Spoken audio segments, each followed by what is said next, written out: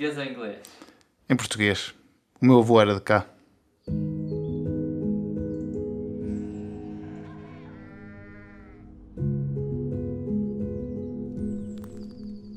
Esta história foi-me contada pela minha mãe, que sempre que a conta, lava-se em lágrimas. E como é tão nossa, mas é tão positiva, deve ser partilhada e deve ser prolongada na história.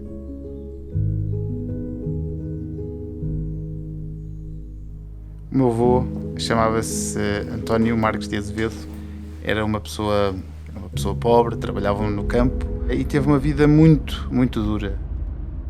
A minha avó padecia de uma doença mental, uma depressão muito grande, e ia muitas vezes para o asilo.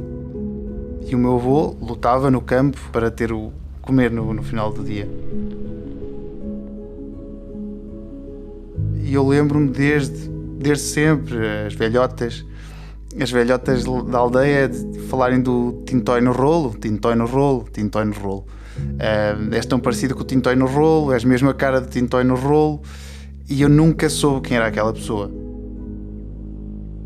Tanto que se tornou um mito. Eu nunca o conheci, ele morreu antes de eu ter nascido.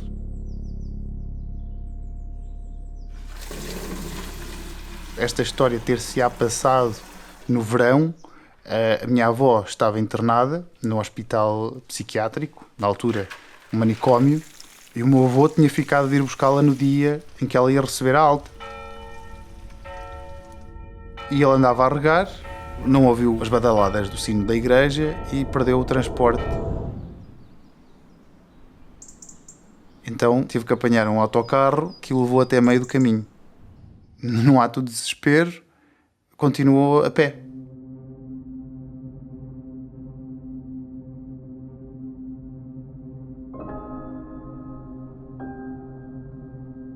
A minha avó era doente psiquiátrica. E se hoje em dia é difícil, na altura era muito pior. Estes doentes eram tratados de uma maneira muito pior. Com eletrochoques, com violência, já pelas pessoas responsáveis, quanto mais pela sociedade.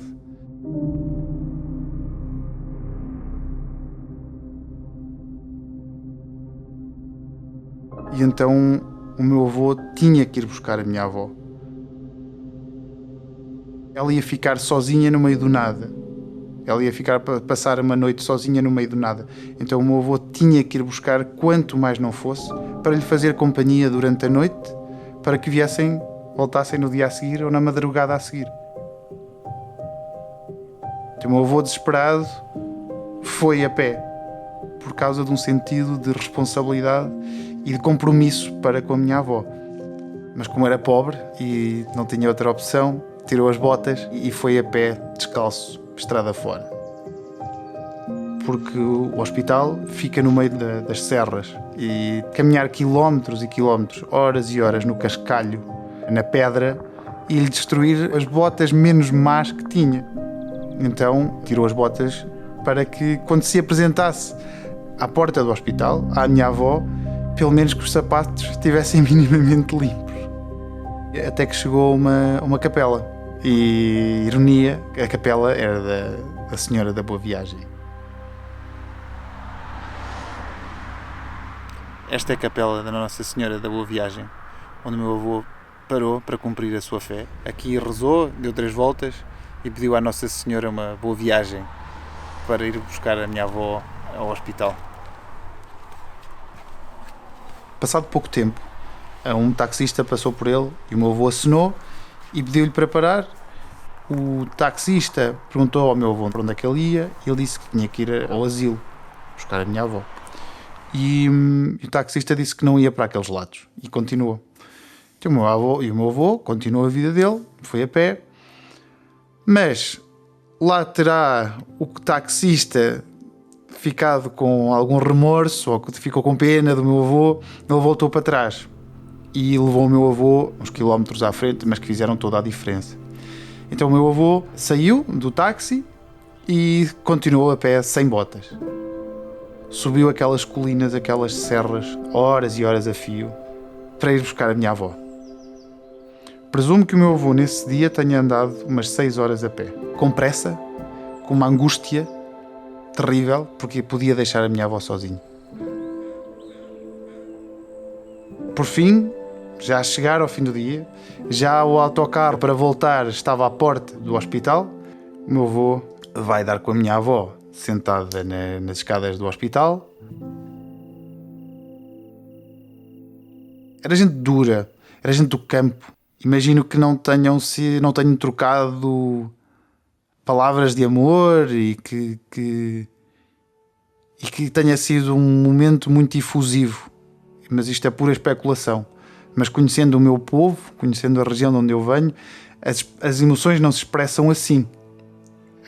Portanto, terá sido um olhar, ou um anda lá mulher, vem para casa, ou um anda lá, vamos para casa, que significa todo um leque de emoções, de amor, de carinho, mas que não é verbalizado, não é posto de uma maneira poética. O meu avô ficou praticamente sem dinheiro. Os tostões que ainda lhe restavam, literalmente, comprou um pão do dia anterior para o caminho, para irem para casa. E nessa noite, depois de tantas semanas de cura, de tratamento, os meus avós dormiram debaixo do mesmo teto.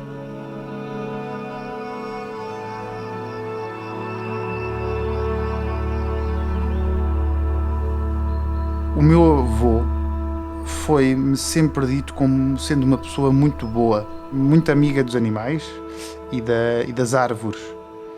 Tanto que a minha avó ficava muito chateada com ele porque ele preservava tudo o que era árvore. Ele detestava matar árvores. Isto é o terreno que era do meu avô e onde estão os eucaliptos que ele me deixou. E aqui continuam a crescer e a ficarem maiores e maiores e maiores. É engraçado que aquilo que o meu avô me deixou de presente foi aquilo que se transformou numa praga desta terra.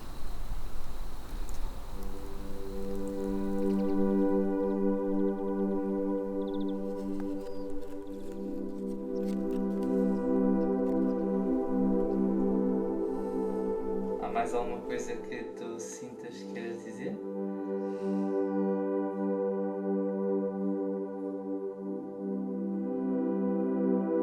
Tenho muita pena de nunca ter conhecido o meu avô. De nunca ter visto na cara esse mito, essa figura mitológica que tanta gente na primeira pessoa conheceu.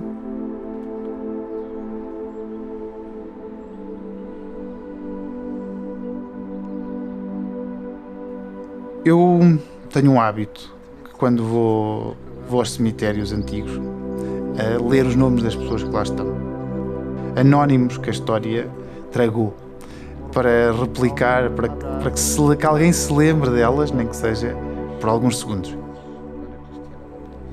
E o meu avô, a ideia do meu avô, essa figura que existe na memória, está a desaparecer. E esta história que eu partilho aqui, a história do meu avô ir buscar a minha avó ao hospital, é uma história que merece continuar, que merece que alguém mais por esse mundo, que alguém se lembre do meu avô, que alguém se lembre do meu avô.